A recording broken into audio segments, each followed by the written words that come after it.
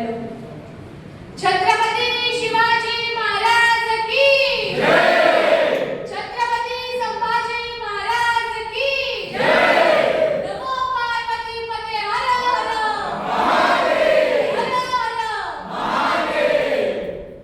हिंदवी स्वराज्याचे संकल्पक शहाजीराजे, स्वराज्य संस्थापक छत्रपती शिवाजी महाराज, स्वराज्य रक्षक छत्रपती संभाजी महाराज, आरक्षणाचे जनक छत्रपती शाहू महाराज, विद्येविना मती गेली, मतीविना नीती गेली, नीतीविना गती गेली, गतीविना वित्त गेले, वित्तामुळे शूद्र खचले, एवढे अनर्थाईना अविद्येने केले.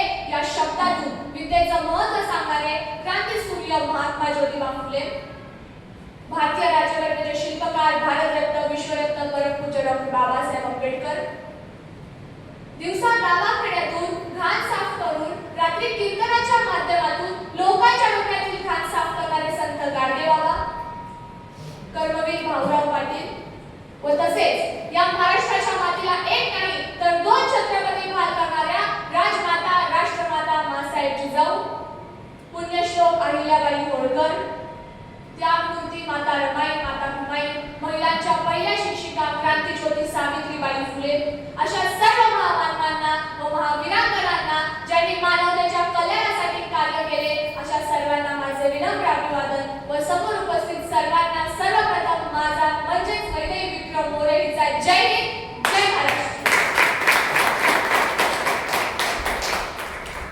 आज मला या विचार मंचावर माझे विचार मांडण्याची संधी दिली म्हणून मी ब्रह्मांड कट्ट्याच्या सर्व पदाधिकाऱ्यांचे व सदस्यांचे मनापासून आभार मानते. एका गावात एक लहान मुलगा होता. त्याच्या शाळेत जाणाऱ्या रस्त्यावर एक जड दगड होता. त्या दगडामुळे येणाऱ्या जाणाऱ्यांना, गावकऱ्यांना, वृद्ध जणांना चालायला त्रास व्हायचा. काही जणांनी तो दगड बाजूला सारण्यासाठी मीटिंगी बोलवल्या. काही जणांनी खूप तक्रार केली तर काही जणांनी त्याच्याकडे दुर्लक्ष केलं. हे सर्व रोज चालू होतं. तो मुलगा रोज पाहत होता. त्याने विचार केला की सगळेच तक्रार करतात पण कोणीच तो दगड बाजूला सारण्याचा प्रयत्न सुद्धा का करत नाही. शेवटी त्याने निश्चय केला की आज काही होऊ दे, मी तो दगड बाजूला काढूनच ठेवणार. शाळेतून घरी जात असताना तो वाटेत थांबला. त्याने तो दगड एकट्याच्या प्रयत्नाने बाजूला सारण्याचा प्रयत्न केला पण दगड जड होता. तो बाजूला जागचा चालला नाही. येणाऱ्या जाणाऱ्या लोकांनी त्याला पाहिलं. काही जण त्याच्यावर हसले तर काही जण तो चांगलं काम करत आहे म्हणून त्याला मदत करण्यासाठी गेले आणि त्या सगळ्यांच्या एकतेने व प्रयत्नाने तो मोठा दगडही बाजूला सारण्यात आला. दुसऱ्या दिवशी गावकऱ्यांना समजलं की कालपर्यंत आपण ज्या गोष्टीबद्दल फक्त चर्चा करत होतो ते आज एका लहान मुलाच्या पुढारीपणामुळे तो दगड बाजूला सारण्यात आला होता. तेव्हा गावकऱ्यांना समजलं की तक्रार करणं अगदी सोपं असतं पण ते कृतीत आणणं जास्त महत्त्वाचं असतं. आणि याचं उत्तम उदाहरण म्हणजे ब्रह्मांड कट्ट्याचे सर्व सदस्य आहेत. कारण तुम्ही फक्त शिव जयंती साजरी करण्याचा विचारच केला नाही तर ते कृतीत सुद्धा आणलं आणि आमच्यासारख्या कलाकारांना तुम्ही हा मंच उपलब्ध करून दिला म्हणून तुम्ही सर्वांनी स्वतःसाठी जोरदार टाळ्या वाजवा.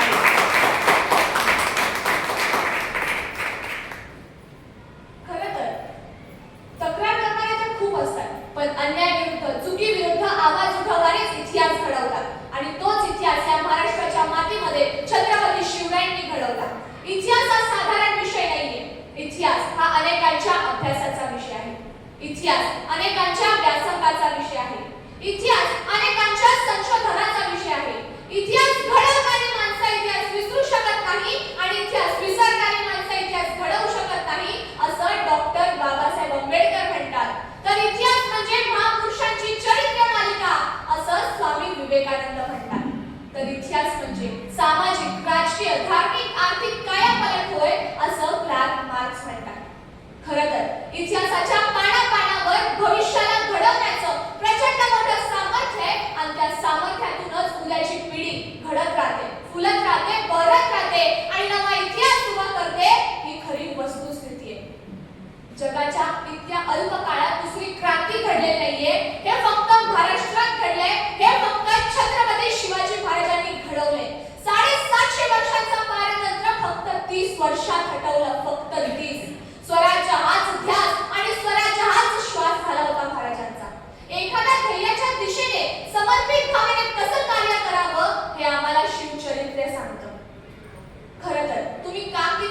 याला महत्त्व नाही. तुम्ही काम कसं करता यालाही महत्त्व नाही.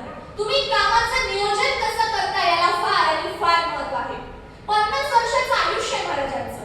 त्या 50 वर्षाच्या आयुष्यातील 10 वर्ष बालपणात गेली, 10 वर्ष घोड्यावर बसून युद्ध खेळण्यात गेली आणि उरलेली 30 वर्ष हे स्वराज्य घडवण्यात गेली.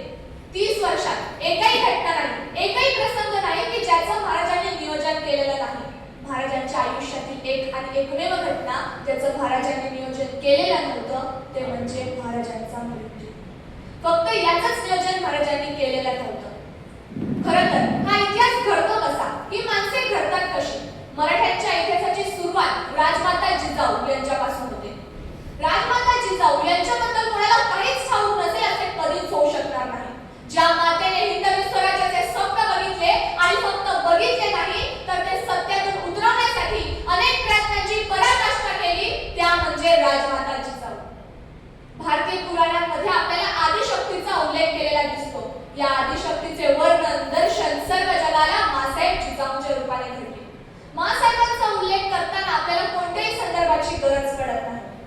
मुघल, आदिलशाही, निजामशाही, कुतुबशाही अशा परकीय सत्ता हिंदुस्थानावर राज्य करीत होत्या. स्वाभिमानाने जगायला सामान्य जनतेला अधिकारच नव्हता. माणूस म्हणून जन्माला आलो तरी गुलाम म्हणून मरावं लागत होतं. स्त्रियांचे हाल तर खूप जास्त होत होते. कोण कुठून राक्षस येऊन घेऊन जाईल याची खात्री नव्हती. शेतीचे नुकसान होत होते. मंदिर देवदेवतांची विटंबना होत होती. अशा वेळी अशा महिषासुराचा वध करण्यासाठी दुर्गेचा अवतार घेऊन 12 जानेवारी 1598 ला जिजाऊंचा जन्म झाला. जिजाऊंच्या जन्मासोबतच हिंदवी स्वराज्याच्या पायाभरणीला सुरुवात झाली. आजकालच्या स्वातंत्र्य जगात आपल्याला त्या काळातील अन्याय अत्याचारांची जाणीव होणार नाही, पण त्यावेळी ते जिजाऊंना जाणवू लागले. जरी त्यांचे वडील सध्याच्या बुलढाणा जिल्ह्यातील सिंदखेड राजा येथे सिंदखेड वतनाचे 5000 मनसबदार होते. लहानपणापासूनच जिजाऊ लाचारी व फिकोरीच्या रोगाचा मुळापासून तिरस्कार करू लागल्या. ज्या वयात भावल्यांचा खेळ मांडून संसाराची तालीम करण्यात मुलं दंग असतात त्या वयात जिजाऊ मात्र तलवारीची मूठ घट्ट पकडण्यात दंग होत्या. जिजाऊंचा विवाह 1605 रोजी शहाजीराजे भोसले यांच्यासोबत संपन्न झाला. 2 तेजस्वी जीव एकत्र आले, पण तरीही जिजाऊंच्या स्वप्नातील हिंदवी स्वराज्याची पहाट मात्र अजूनही उगवलेली नव्हती. अखेर त्यांनी भवानी मातेला साकडं घातलं. तेजस्वी, पराक्रमी, स्वराज्य स्थापनेचं सामर्थ्य असणारा पुत्र माझ्या पोटी जन्माला घाल. कारण पराक्रमी शहाजीराजांची ओढाताण जिजाऊने जवळून पाहिली होती. त्यांचे आदिलशाही व निजामशाही इत्यादी शाहीमध्ये असलेले दुय्यम स्थान जिजाऊंना जाणवत होते. ती सत्ता असली तरी तिथे मानसन्मान नाही, स्त्रीराजा नाही, प्रजेचे कल्याण नाही याचे जिजाऊंना भान येत होते. मुलाच्या जन्माअगोदरच त्याच्या जीवनाचं ध्येय ठरवणाऱ्या किती माता आज या समाजात अस्तित्वात आहेत देव जाणे, पण एका मातेने ती किमया करून दाखवली. मुलाचा जन्म होण्याअगोदरच त्याच्या जीवनाचं ध्येय या मातेने आधीच ठरवलं होतं आणि ते ध्येय होतं स्वराज्य. स्वराज्याचं हे ध्येय ठरवल्यानंतरच शतकानुशतके स्वराज्यावर अन्याय करणाऱ्या दैत्यांचा निपात होणार होता आणि अखेर 19 फेब्रुवारी 1630 रोजी शिवनेरी किल्ल्यावर शिवप्रभूंचा जन्म झाला. राजमाता जिजाऊंनी शिवरायांना लहानपणापासूनच रामायण महाभारतातल्या गोष्टी सांगितल्या. त्यांनी शिवरायांमध्ये नम्रता, सत्यता, वक्तृत्व, दक्षता व धैर्य ही मूल्य रुजवली. 12 वर्षाचे शिवराय बंगलोरात असताना जिजाऊ आणि शहाजीराजांनी स्वतःचा प्रपंच बाजूला सारला आणि स्वराज्याचा नवीन संसार उभा करण्याच्या दृष्टीने सर्वात मोठे पाऊल उचलले. ठरलं थोरले पुत्र संभाजीराजे यांना कर्नाटकात ठेवण्यात येईल व धाकटे शोभाराजे यांनी जिजाऊंसोबत पुण्यामध्ये येऊन स्वराज्य निर्माण करावं व भविष्यात महाराष्ट्र आणि कर्नाटक असं विशाल साम्राज्य उभारावं. ठरल्याप्रमाणे मासाहेब जिजाऊ शिवरायांना घेऊन पुण्याच्या दिशेने निघाला. तेव्हा एका पित्याने आपल्या पुत्राला द्यावं काय? शहाजीराजांनी काय दिलं शिवाजीराजांना? धैर्य दिलं, स्वप्न दिलं, इच्छा दिली, महत्वाकांक्षा दिली. स्वतः शहाजीराजांनी संस्कृत मध्ये लिहिलेली राजमुद्रा दिली. त्या राजमुद्रेत असं लिहिलंय, प्रतिपचंद्र लेखे वर्णिष्णु विश्ववंदिता शास्त्र शिवशेषा मुद्रा भद्राय राजते. काय म्हणतायत शहाजीराजे की तुमचं राज्य प्रतिपत्तीच्या चंद्राच्या कलेप्रमाणे वाढत जाईल आणि एके दिवशी ते विश्वाला वंदनीय होईल. काय विश्वास आहे? अजून शिवाजीराजे बंगलोरातच आहेत. पुण्यामध्ये यायचे, स्वराज्याचा आरंभ व्हायचा आहे. त्या अगोदर शिवाजीराजे म्हणतात, होय आम्हाला खात्री आहे की तुम्ही राज्य उभाराल. होय आम्हाला खात्री आहे की तुमचं राज्य प्रतिपदेच्या चंद्राच्या कलेप्रमाणे वाढत जाईल. होय आम्हाला खात्री आहे की तुमचं राज्य एके दिवशी विश्वाला वंदनीय होईल. आणखी काही दिलं शहाजीराजांनी. एक छोटं मंत्रिमंडळ दिलं. शहाजीराजे शिवरायांना म्हणाले, ध्यानी घ्या शिवा, भविष्यात तुम्हाला तुमच्या स्वतःचं मंत्रिमंडळ तयार करायचं आहे. त्याचबरोबर शहाजीराजांनी शिवरायांना एक भगवा ध्वज दिला. शहाजीराजे शिवरायांना म्हणाले, ध्यानी घ्या शिवा, हा भगवा ध्वज कोणालाही पेरणं शक्य होत नाही. त्यासाठी मनगटात रग आणि छातीत धग असावी लागते. कारण हा भगवा साधा नाही. हा भगवा भगवान श्री कृष्णाचा आहे. हा भगवा प्रभू श्री रामचंद्राचा आहे. हा भगवा हरण महादेव बोलून रणत गडावर कोसळणारा झारकऱ्यांचा आहे. हा भगवा जय जय रामकृष्ण हरी म्हणत जाणाऱ्या वारकऱ्यांचा आहे. हा भगवा त्यागाचा आहे, शौर्याचा आहे, पराक्रमाचा आहे, अस्मितेचा आहे, राजे. हा भगवा फडकून आहे. एका पित्याने आपल्या पुत्रामध्ये ध्येय पेरलं, स्वप्न पेरलं, इच्छा पेरली, महत्वाकांक्षा पेरली आणि आपल्या आई वडिलांच्या स्वप्नांना घेऊन 12 वर्षाचे शिवराय पुण्यामध्ये आले. त्यावेळीचं पुणे भकास उद्ध्वस्त कंगाल झालेलं पुणे, रायारामानं गाढवाचा नांगर फिरवलेलं पुणे, सर्व भूमी उजाड करून टाकली होती आणि त्याच भूमीत एक पहाड लावली होती ज्याला कवटी अटकवली होती आणि तिथल्या रयतेला सांगितलं होतं, इथे वस्ती करणं अशुभ आहे. जो कोणी इथे वस्ती करेल त्याचा निर्वंश होईल. सर्व रयत सगळ्यांच्या दऱ्याखोऱ्यात जाऊन जीव मुठीत घेऊन जगत होती. जगण्यासाठी मरायचं, मरण्यासाठी जगायचं हा त्यांचा ठार झाला होता. अशा पुण्यात मासाहेब आल्या. जहागीर चालवायचे, राज्य उभारायचे, पण जहागिरी करावी कोणावर, राज्य चालवावे कोणावर? दगड धोंड्यांवर. माणसं होती कुठे? माणसं तर सह्याद्रीच्या दऱ्याखोऱ्यात जाऊन जीव मुठीत घेऊन जगत होती. जिजाऊंनी सर्व रयतेला घातली साथ, या परत या गावात. रयतेने विचारलं, कोणाच्या जीवावर? मासाहेब म्हणाल्या, तुमच्या शिवराजांच्या भरोशावर. या राजे समर्थ आहेत. त्याच वेळी रयतेने बोट दाखवलं, मातीमध्ये रोवलेली पहाड दाखवली. इथे वस्ती करणं अशुभ आहे. जो कोणी इथे वस्ती करेल त्याचा निर्वंश होईल. मासाहेबांमध्ये भवानी माता उचलली. त्यांनी त्या मातीमध्ये रोवलेली पहाड काढली. अंधश्रद्धेचं जोगतं झुकारलं आणि कळलं जाऊ, मी राहील इथं. उद्या माझा निर्वंश झाला तरी. मासाहेब जिजाऊ शिवरायांसोबत पुण्यामध्ये राहू लागल्या. बघता बघता रयतेला विश्वास आला, जर मासाहेब राहत आहेत तर आपण का नाही? रयत परतू लागली, घरे गजबजू लागली. पण रयते पुढे पुन्हा एकदा प्रश्न पडला. गावात तर आलो, घरात तर आलो, पण खावं काय, प्यावं काय, शेती करावी तर पेरावं काय, काय आहे आपल्याकडे? तेव्हा महाराष्ट्रातील पहिली सरकारी संस्था सुरू झाली ती म्हणजे स्वराज्य आणि या स्वराज्याच्या संस्थापिका होत्या मासाहेब जिजाऊ. या स्वराज्यातील शेतकऱ्यांना बैल दिली, खत दिली. बघता बघता बैल नांदायला लागली. शेतीला सोन्यासारखं पीक आलं. पण सह्याद्रीतील जनावर शेती उद्ध्वस्त करून जात होतं. इतकी मेहनत केलेली पाण्यामध्ये जात आहे तेवढ्या डोळ्याने पाहावं लागत होतं. तसा एक शेतकरी धावत पळत मासाहेबांकडे गेला आणि म्हणाला, आऊसाहेब शेती तर केली, शेतीला सोन्यासारखं पीक आलं, पण सह्याद्रीतील जनावर शेती उद्ध्वस्त करून जात आहे, काहीतरी करावं मासाहेब. तेव्हा मासाहेबांना कळून चुकलं, पिकं जगली तर शेतकरी जगले. दुसऱ्या दिवशी मासाहेबांच्या विलक्षण बुद्धीमध्ये एक युक्ती सुचली. त्यांनी आसपासच्या गावात दवंडी दिली, जो कोणी जनावरांची शिकार करेल त्याला सोन्याचं कडं दिलं जाईल. तसं गावागावातील जिगरबाज पोरं बाहेर पडली. रातोरात पिकाभोवती पहारा देऊ लागली. एखादं जनावर शेतीमध्ये धुडमुसत दिसलं की चित्त्याच्या वेगाने त्याच्यावर झेप घ्यायला लागली, त्याचा मुसक ओढायला लागली, त्याची शेपूट तोडायला लागली आणि मासाहेबची जाऊन कडं घेऊन यायला लागली सोन्याचं कडं जिंकण्यासाठी. एका दगडात 2 पक्षी मारले जिजाऊने. एक शेती उद्ध्वस्त करून जाणाऱ्या जनावरांना तर मारलेच, पण दुसरे स्वराज्यासाठी जिगरबाज मावळे मिळाले. एके रात्री 1:30चा प्रहर होता. गड अगदी शांत झाला होता. तितक्यात अचानक 5-6 पोरांचा गरका ऐकू आला. तसा पहारेकरी धावत पळत पुढे गेला. समोर 5-6 पोरं उभी होती. एका पोराच्या खांद्यावर भलं मोठं जनावर होतं. पहारेकराने विचारलं, काय र? तसं एक पोरगं पुढे झालं आणि म्हणालं, आऊसाहेबांनी दवंडी दिली होती ना व, जो कोणी जनावरची शिकार करेल त्याला सोन्याचं कडं देणार आहे. हे बघा, जनावर घेऊनच आलोय ना व.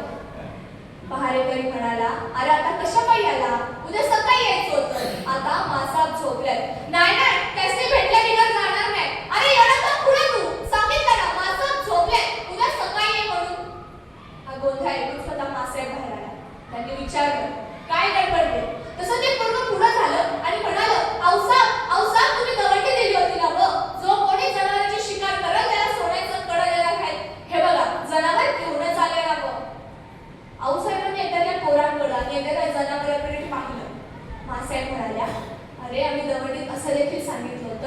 अख्खं जनावर घेऊन यायची गरज नाही, त्याची शेपूट दाखवली तरी चालेल. तसं त्या पोरानं मान खाली घातली आणि म्हणाला, ध्यानातच बघा राहिल्याने माणसाकडे. आणि काय रे, उद्या सकाळी आला असतास तर आम्ही काही तुला सोडायचं बरं दिलं नसतं का? हे ऐकताच त्या मुलाच्या डोळ्यात ढसा ढसा पाणी येऊ लागलं. तो मुलगा म्हणाला, औसाब सोन्याचं कडा जिंकण्यासाठी नाही, तुमच्या समाजाची थाप माझ्या पाठीवर पडावी म्हणून आलो होतो. तुमच्या समाजाची थाप माझ्या पाठीवर पडली की 36 बळ येतं. मासे डोळे झाले, त्या मुलाचे डोळे पुसले व त्याला त्याचे नाव विचारले. तो मुलगा म्हणाला, तान्हा, तान्हाजी मालुसरे, उमरेड गावचा जी. त्या दिवसापासून तान्हा जो साहेबांचा झाला तो मरेपर्यंत स्वराज्याचाच राहिला. एक कौतुकाची थाप माझ्या तानाजीला घडवणारी. खरं तर ज्या समाजात कौतुकाची थाप पाठीवर टाकणारी माणसं नसतात तिथे नररत्न उगवत नाही, आणि जिथे ज्या समाजामध्ये कौतुकाची थाप पाठीवर टाकणारी माणसं असतात तिथे नररत्न उगवतात. ही खरी वस्तुस्थिती आहे. स्वराज्य हे तलवारीच्या ताप्यावर नाही तर शबासकीच्या थाप्यावर उभं राहिलेलं आहे. ही खरी गोष्ट आहे. जिजाऊने त्यांचे हेच गुण शिवरायांना दिले की माणसे कशी ओळखावी, माणसे आपलीशी कशी करून घ्यावी. म्हणूनच पुढे जाऊन महाराजांनी बाजी प्रभू देशपांडे, फुलाजी प्रभू देशपांडे, रायाजी बांदल, गोयाजी बांदल, सूर्याजी काकडे, हंबीरराव मोहिते, प्रतापराव गुजर यांच्यासारखे अनेक सरदार स्वराज्यात सामील करून घेतले. खरं तर मला ना आजकालच्या लोकांचं काही कळतच नाही. लोक फेब्रुवारी महिना सुरू झाला की chocolates day, rose day, Valentine day, promise day साजरे करतात. पण प्रॉमिस डे तर महाराजांच्या काळात होते. प्रॉमिस डे म्हणजे राजा तुम्ही विशालगड गाठा, एकाही गनिमाला एक खिंड ओलांडून देणार नाही, बाजी प्रभू देशपांडे. प्रॉमिस डे म्हणजे राजा आधी लगीन कोंढा घ्यायचा आणि मग माझ्या रायबाचं, तानाजी मालुसरे. प्रॉमिस डे म्हणजे राजा फक्त 60 मावळा द्या, एका रात्रीत गड जिंकतो कोंढाजी फरजन. प्रॉमिस डे म्हणजे स्वराज्य स्थापन करणाऱ्या आईचं संस्कृती करणारे छत्रपती शिवाजी महाराज. महाराजांनी अशाच निष्ठावंत मावळ्यांच्या साथीने अफजल खानाचा वध, शाहिस्ता खानाची बोटं छाटणे, सुरतचा छापा, पुरंदरचा वेढा आणि आग्र्याहून सुटका अशा सर्व मोहिमेंवर विजय मिळवल्यानंतर अखेर महाराज रायगडावर 32 मन सोन्याच्या सिंहासनावर विराजमान होण्यासाठी तयार झाले. 6 जून 1674 रोजी रायगडावर गागा भट्टांच्या मार्गदर्शनाखाली शिवरायांचा राज्याभिषेक पार पडला. शिवराज्याभिषेक बघताना कवी भूषण यांना त्यांचा मोह आवरला नाही आणि त्यांच्या तोंडून काही शब्द निघाले ते असे होते, इंद्रजिनी जंप पर बाण वसु वंप पर राम रसन दंप पर रघु कुल राजे पौन मारी वाह पर संपुरती ना पर ज्योत सवा पर राम तुझ राजे गावात मदंड पर चीना मृग जुंद पर भूषण मी तुंड पर जैसे मृग राजे तेज तम हंस पर कर्णजिनी कंस पर त्योमलीचे वंश पर से शिवराजे.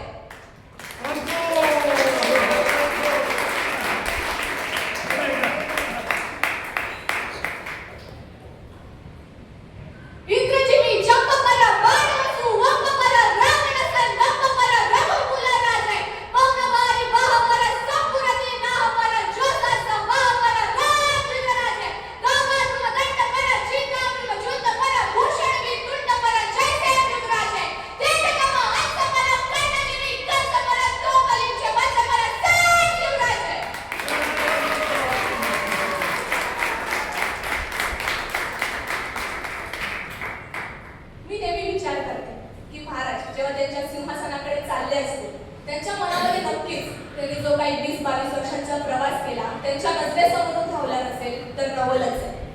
त्यांना आठवलं असेल की अरे जेव्हा कोंढाण्याला तानाजीला जायचं होतं, म्हणजे कोंढाण्याची मोहीम तानाजी घेणार असं ठरलेलं, त्यावेळी तानाजींच्या मुलाचं म्हणजे रायबाचं लग्न होतं.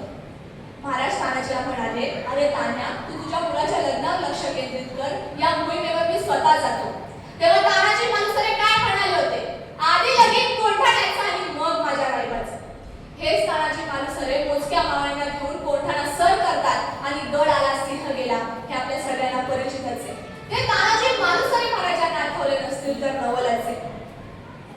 नंतर भोलोल खानाला हरवून सुद्धा माफ करून सोडून दिलं म्हणून जेव्हा प्रतापराव गुजरातवर महाराज ओरडले, हेच प्रतापराव महाराजांना म्हणाले, जोपर्यंत मी त्या भोलोल खानाला मारत नाही मी माझं तुम्हाला तोंड दाखवणार नाही. घोटे, विसाजी भल्लाळ, दापोजी राऊतराव, विठ्ठल पिलाजी अत्रे, कृष्णाजी भास्कर, सिद्धी हिलाल आणि विठोजी शिंदे आणि सरनोबत कुर्तोजी गुज्जर म्हणजेच प्रतापराव गुज्जर. या 7 वीरांनी बहलोल खानाच्या 12,000 फौजेवर तुटून पडले व वेढ्यात मराठी तोडले 7. ही कथा आपण सगळ्यांनाच माहिती असेल. ते 7 वीर महाराजांना आठवले नसतील तर नवलच आहे. नंतर पुरंदर जाऊ नये म्हणून मोजक्या मनाच्या साथीने ज्यांनी दिलेर खानाच्या अफाट फौजेवर हल्ला केला व ज्यांच्या कंठामध्ये बाण लागून ते धारातीर्थी पडले ते मुरारबाजी देशपांडे महाराजांना आठवले नसतील तर नवलच आहे. अशा शूर मुरारबाजींसाठी मी एकच म्हणू इच्छिते की शीर कटूनही मुरारबाजींचा देह रणांगणी झुंजला, स्वराज्याचा मावळा रक्तात रंगला, कशी पैदा होता तशी माझे सवाल खानाच पडला, जेव्हा काल भैरव बनून मुरारबाजी पुरंदरी लढला, जेव्हा काल भैरव बनून मुरारबाजी पुरंदरी लढला.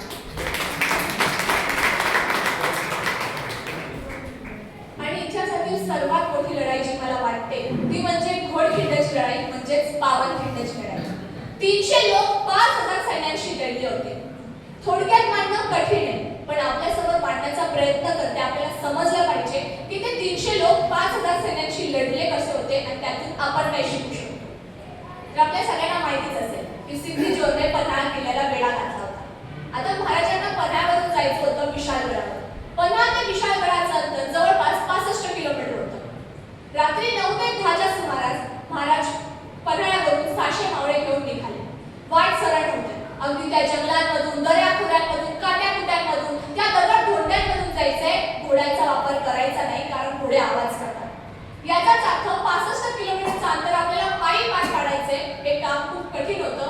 तरी सुद्धा महाराज आणि 600 निवडक योद्धे ज्यांना त्या विभागाची चांगली माहिती होती असे 600 निवडक योद्धे जेरे आणि बांदल बाजीप्रभूंसारख्या सेनाने महाराज निघाले. सकाळी 6 ते 7च्या सुमारास महाराज घोडखिंडीच्या इथे पोहोचले आणि हेरान मार्फत त्यांच्या कानावर बातमी आली की सिद्धी जोर सोबत असणारा आणखीन एक सरदार सिद्धी मसूद तिथे 5,000चं सैन्य घेऊन येतोय. त्यात 2,500ची घोडदळ आहे आणि 2,500ची पायऱ्या आहे. याचाच अर्थ 13 किलोमीटरचं जे अंतर उरलं होतं हा सर्व मैदानी प्रदेश होता. तिथे 300 लोक 5,000 सैन्याशी लढू शकत नव्हते, विधिलिखित होते. त्यावेळी बाजीप्रभूंनी एक धाडसी निर्णय घेतला. ते महाराजांना म्हणाले, महाराज तुम्ही 300 मावळे घेऊन पुढे व्हा. निघा. किती? 13 किलोमीटर आपल्याला जायचंय. 13 किलोमीटर अंतर जायला एक म्हणजे 3 तास लागतात आणि ती आमच्यासाठी T20ची मॅच आहे. आम्ही ती खेळू. भले आम्ही दमलोय, भले आम्ही थकलोय. काल आम्ही किती वाजता जेवलो आम्हाला आठवत नाही. आम्ही उपाशी आहोत. पण महाराज मी तुम्हाला एक वचन देतो, जोपर्यंत बाजी आणि 300 लोक खिंडी समोर छातीचा पर्वत करून उभे आहेत, एकाही गनिमाला एक खिंड ओलांडून देणार नाही. महाराज तुम्ही खुशाल देता. महाराजांना कल्पना तितकीशी आवडलेली नव्हती. तरी सुद्धा या सगळ्यांच्या विनवण्यांना शरण येऊन महाराज विशाळगडाकडे जायला निघतात आणि 300 लोक ती खिंड लढवायला सज्ज होतात. विचार करा, समोरून 5,000चं सैन्य येते, ते ताज्या दमाचं सैन्य. ते लोक थकलेले नाहीयेत, हे 300 लोक थकलेले आणि अशा थकलेल्या अवस्थेत त्यांच्याशी लढणं म्हणजे अख्खाच्या अख्खा समुद्र अंगावर घेण्यासारखं होतं. याचाच अर्थ आपण गनिमी काव्यात येतो. ऑब्व्हियसली बाजीप्रभूंची रणनीती काय असेल तर गनिमी काव्यानुसार 300 मावळ्यांपैकी 100 मावळे खिंडीच्या तोंडापाशी उभे राहतात. खिंड निवडण्याचं कारण काय आहे की जरी समोरून 5,000चं सैन्य येत असेल ते 5,000चं सैन्य एकत्रित ती खिंड पार करू शकणार नाही. त्यांना 1-1, 2-2, 3-3 असं करूनच ती खिंड पार करावी लागेल.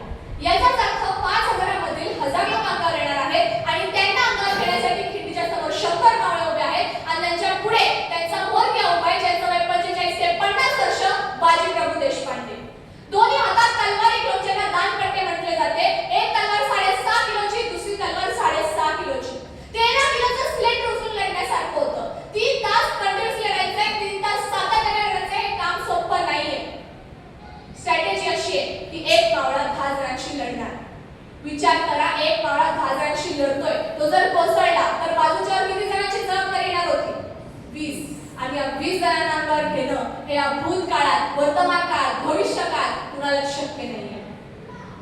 मग विचार करा, जो एक मावळा 10 जणांशी लढतोय तो जर कोसळला तर बाजूच्यावर 20 जणांची जबाबदारी येणार होती. याची काय स्ट्रॅटेजी असेल तर गनिमी काव्यानुसार 100 मावळ्यांच्या मागे आणखी 30 ते 35 जणांची एक बॅकअप फळी उभी असतात. समोरचा एखादा मावळा लढता लढता कोसळला, मागचा एक मावळा येईल, त्या मावळ्याला बाजूला ठेवेल आणि त्याची ताकद तो चालवेल आणि लढत राहील तोपर्यंत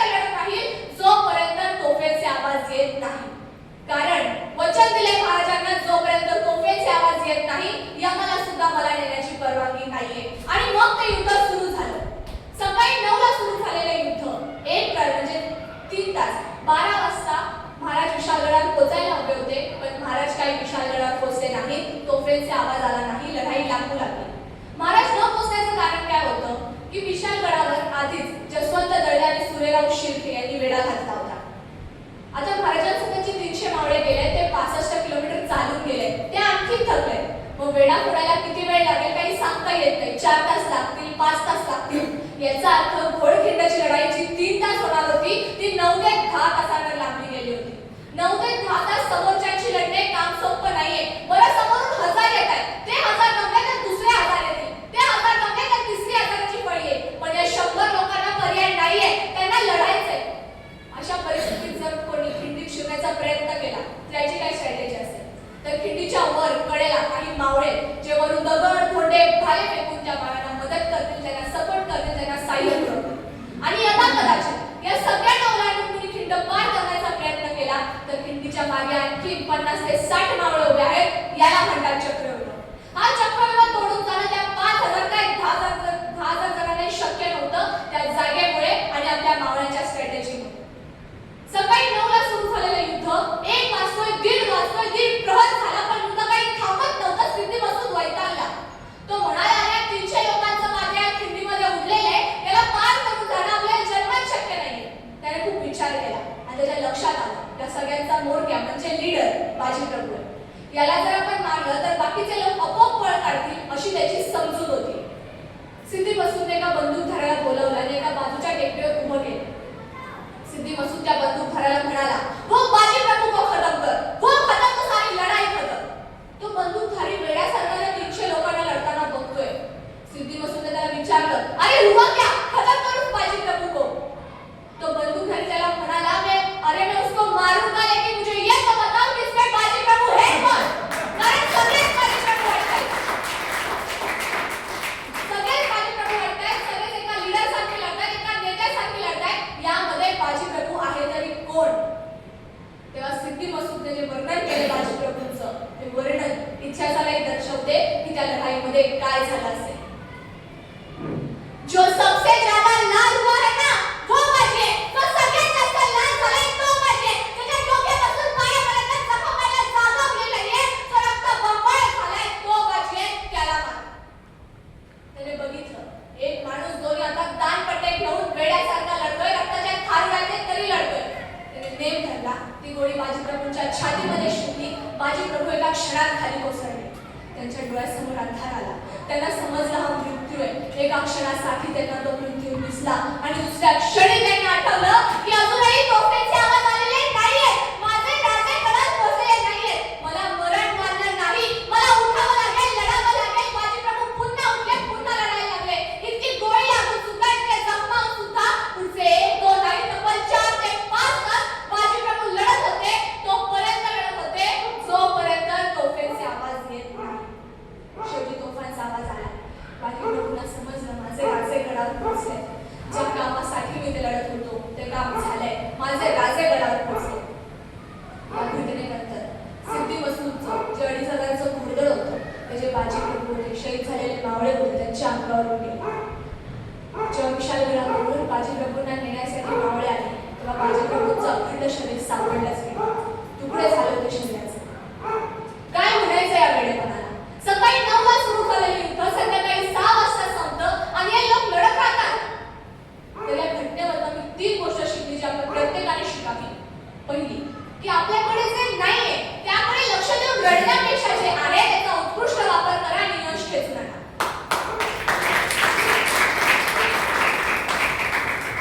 बाजीप्रभूंकडे सैन्य नव्हती, शस्त्र होती समोरच्या इतकी, तरी सुद्धा ते लढले.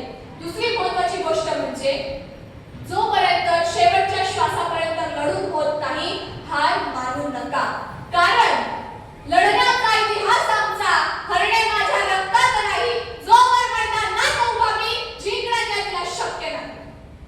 आणि तिसरी महत्वाची गोष्ट म्हणजे आपण जे ध्येय ठरवतो ना त्याच्या वरचढ कामगिरी जे आपण करतो तेव्हाच आपण यश प्राप्त करू शकतो.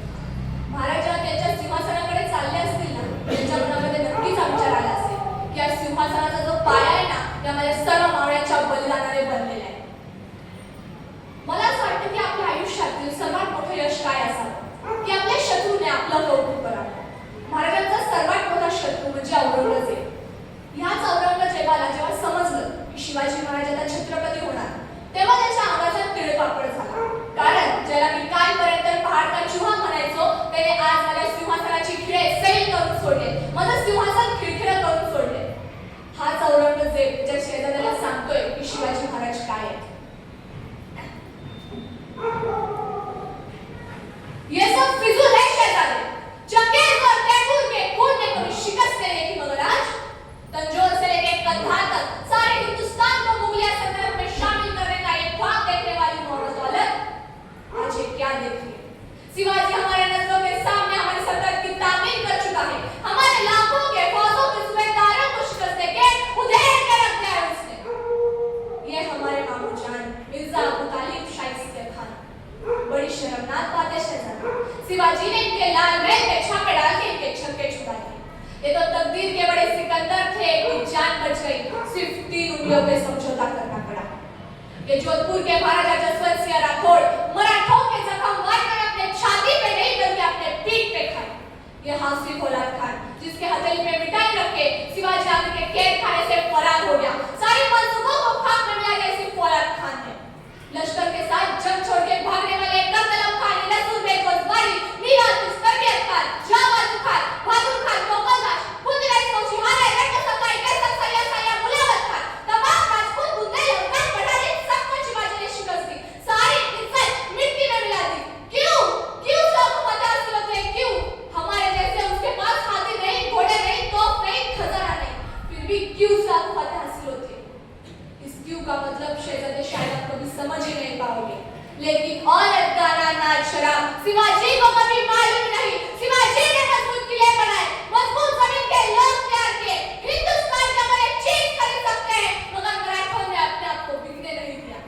हमने लाखों की जातियों की लालच दिखाई लेकिन जाबाज मराठों ने उसके ऊपर थूक दिया. ये मराठे रुकते नहीं, थकते नहीं, मराठे झुकते नहीं, मराठे बिकते नहीं.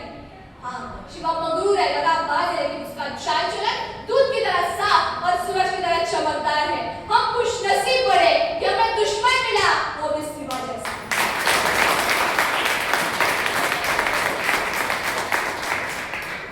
आज 2026 मध्ये आपण स्वतंत्र भारतात जगत आहोत. पण प्रश्न असा आहे, आपण खरंच स्वराज्यात आहोत का? स्वराज्य म्हणजे फक्त परकीय सत्तेपासून मुक्ती नाही. स्वराज्य म्हणजे भ्रष्टाचारापासून मुक्ती, अन्यायाविरुद्ध लढण्याची ताकद, स्त्री पुरुष समानतेचा आदर. आजचा महाराष्ट्र प्रगत आहे, पण तरी प्रश्न आहे शेतकरी आत्महत्या का करतो, युवक बेरोजगार का आहे, शिक्षण असूनही नैतिकता का कमी होत आहे. आज शिवाजी महाराज असते तर ते म्हणाले असते फक्त तक्रार करू नका, स्वतः आवाज उठवा, त्या अन्यायाविरुद्ध लढा. शिवाजी महाराजांकडून आपण काय शिकू शकतो? दृष्टी, मोठं स्वप्न पहा. जसे एपीजे अब्दुल कलाम यांनी लहान गावातून मोठं स्वप्न पाहून राष्ट्रपती होण्यापर्यंतचा प्रवास साकारला. त्यांनी हे शिकवलं की मोठं स्वप्न बघितलं तर मोठं यश मिळतं, पण त्यासाठी मेहनत देखील करावी लागते. दुसरी महत्त्वाची गोष्ट म्हणजे शिस्त, वेळ, विचार आणि वर्तन. जसं सचिन तेंडुलकर यांनी कठोर सराव आणि प्रयत्नामुळे आज ते लॉर्ड ऑफ क्रिकेट म्हणून ओळखले जातात. तिसरी गोष्ट म्हणजे धैर्य, अपयशातही उभं राहण्याचे. जसं छत्रपती शिवरायांनी जेव्हा मिर्झाराजे जयसिंग स्वराज्यावर हल्ला केला तेव्हा महाराजांनी आपले 23 किल्ले तहाल मिर्झाराजाच्या ताब्यात दिले. अर्ध स्वराज्य तिथेच नष्ट झालं होतं. पुढे जाऊन महाराज आग्र्याला औरंगजेबाला भेटायला गेले. तिथे महाराजांना नजरकैद झाली.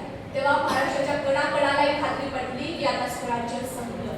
पण महाराजांनी तिकडनं सुखरूप सुटका करून झाल्यानंतर स्वराज्यात येताच म्हणजे महाराष्ट्रात येताच 23 किल्ले मिर्झाराजांच्या ताब्यात दिले होते आणि आल्यानंतर महाराजांनी 250 किल्ले जिंकले. कमबॅक कसा असावा हे आपल्याला छत्रपती शिवरायांनी शिकवलं.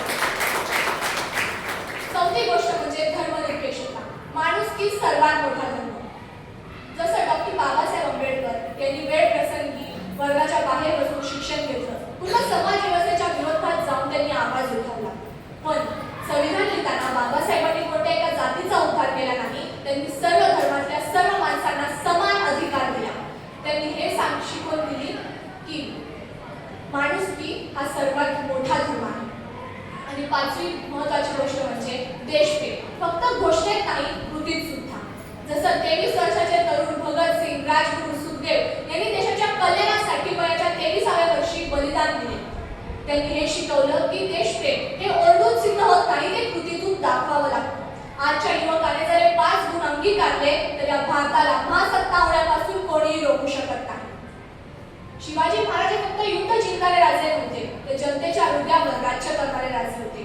शेतकऱ्यांची शेती लुटू दिली नाही, पण आज मात्र त्याच कृषीप्रधान महाराष्ट्रात शेतकऱ्याची कर्जमाफी केली जात नाहीये. पण त्यावेळी महाराजांनी शेतकऱ्याच्या पिकाला संरक्षण दिले व त्याचबरोबर शेतकऱ्याची कर्जमाफी देखील केली. महाराजांनी स्त्रियांचा अपमान कधीच होऊ दिला नाही. त्यांनी शत्रूच्या स्त्रियांनाही मातेप्रमाणे, बहिणीप्रमाणे आदर दिला.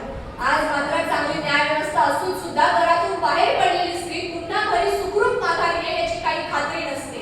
पण त्यावेळी शिवरायांच्या काळात कोणत्याही पुरुषाला स्त्रीच्या पदरावरही हात लावण्याची हिंमत नव्हती, कारण स्वतः शिवाजीराजे त्या माणसाचे दोन्ही हात आणि दोन्ही पाय छाटून चौरंग करत होते.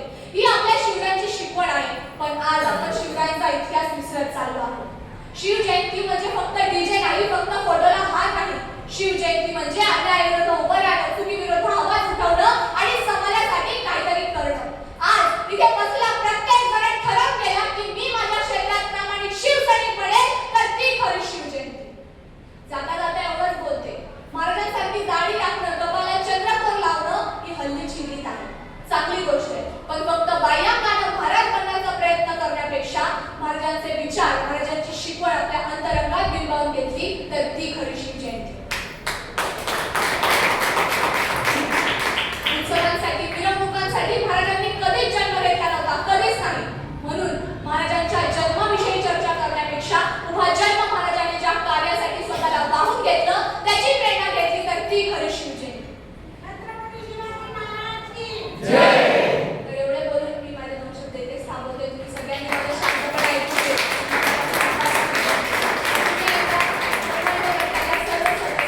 मनापासून आभार मानते. त्यांनी मला माझा विचार मांडण्याची संधी दिली. जय हिंद, जय महाराष्ट्र, जय शिवराय. खूप छान. 2 मिनिटं फक्त थांबायचं माहिती फक्त 2 मिनिटं कार्यक्रम दोन मिनिटं आणि शेवट 2 मिनिटाची आरती.